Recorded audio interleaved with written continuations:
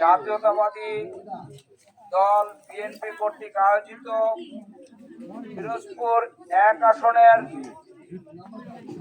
ধানের শীষ মনোনীত প্রার্থী জননেতা অধ্যক্ষ আলমগীর হোসেনের নির্বাচনী উঠান 2 নং ওয়ার্ড কর্তৃক আয়োজিত উঠান বৈঠকের শ্রদ্ধাভাজন সম্মানিত সভাপতি উপস্থিত আছেন আপনাদের অত্র অঞ্চলের গণমানুষের নেতা নাজিরপুর উপজেলা যুব দলের নির্বাচিত সভাপতি উপজেলা বিএনপির অন্যতম যুগ্ম আহ্বায়ক জনাব মোহাম্মদ শাফিকুল ইসলাম শাফিক ভাই উপস্থিত আছেন উপজেলা বিএনপির অন্যতম যুগ্ম আহ্বায়ক সাবেক সফল ছাত্রনেতা সেনস্পদ তাওহিদুল ইসলাম উপস্থিত আছেন নাজিরপুর উপজেলা ছাত্র দলের রক্ত স্নাতক শহীদ শামসুল হক ছোট্ট রক্ত স্নাতক নাজিরপুর উপজেলা ছাত্র দলের অন্যতম যুগ্ম আহ্বায়ক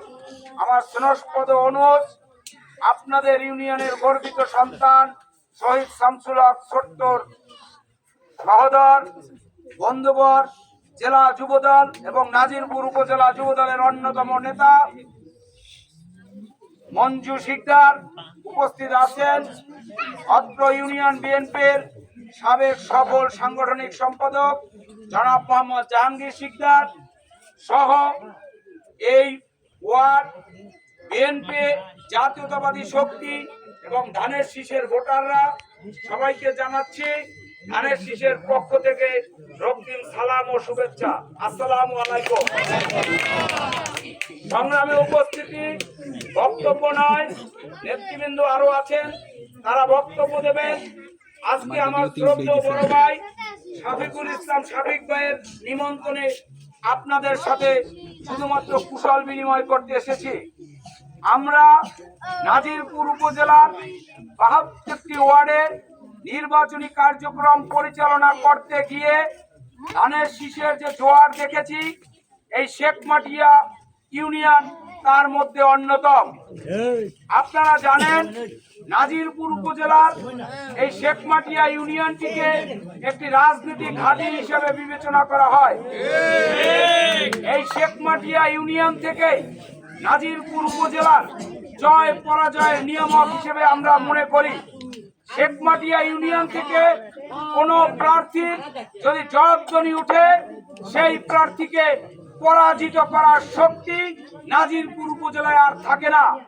আমরা দৃঢ়ভাবে বিশ্বাস করি, আমরা যখন 4 দলীয় ঐক্য জোটের প্রার্থী মরহুম মাওলানা দেলোয়ার হোসেন সাইদিকে নির্বাচিত করার জন্য ঐক্য জোটের নাজিরপুর মিনি স্টেডিয়ামে একটি বৃহৎ জনসভা হয়েছিল, আপনাদের কি মনে আছে?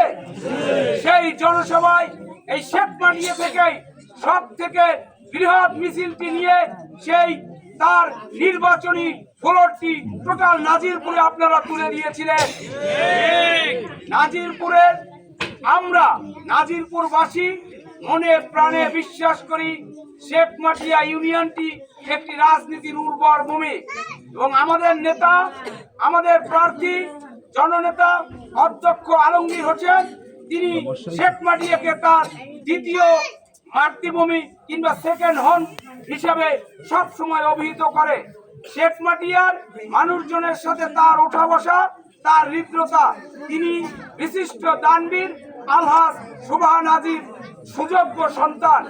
আমরা অত্র অঞ্চলের মানুষ একটি কথা গ্রাম অঞ্চলে প্রচলিত আছে, টাকা দেবে সুবহান হাজি, এই কথাটি কি শুনছেন?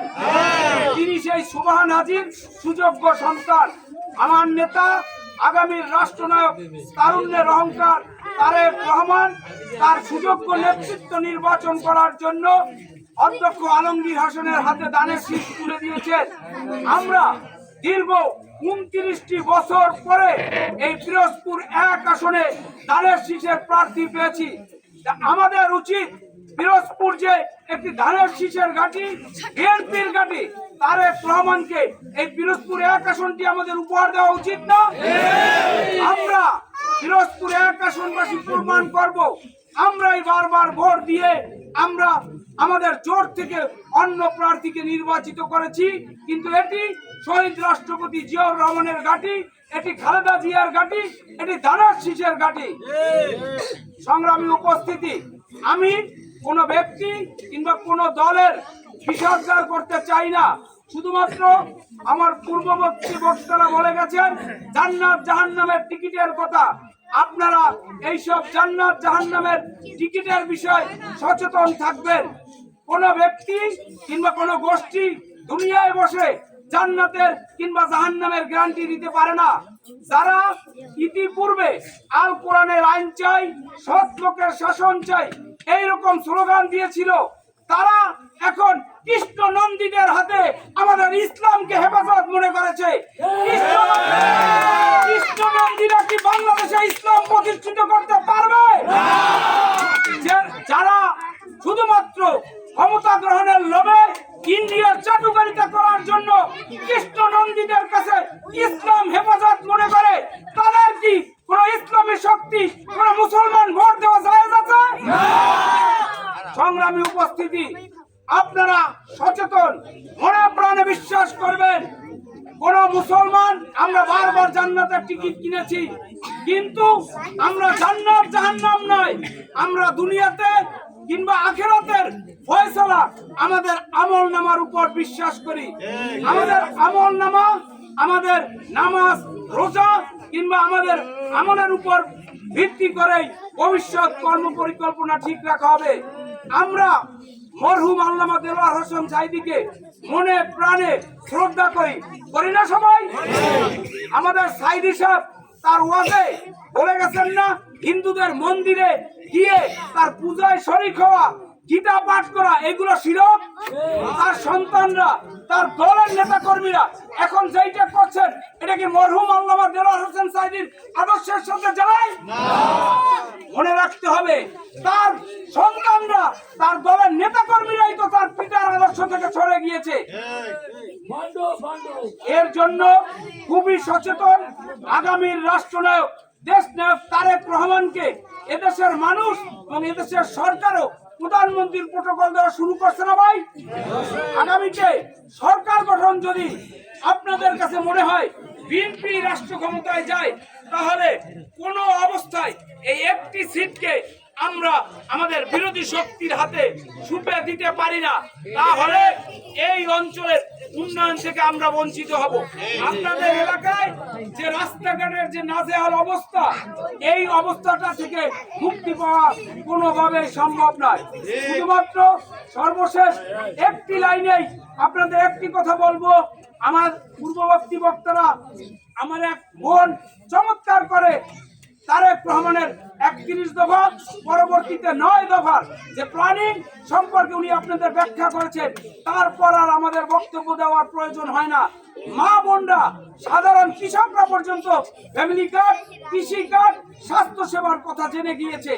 আমার নেতা 17 বছর প্রবাস জীবন যাপন করে ইউরোপ স্টাইলের আগামীর বাংলাদেশ করতে চায়।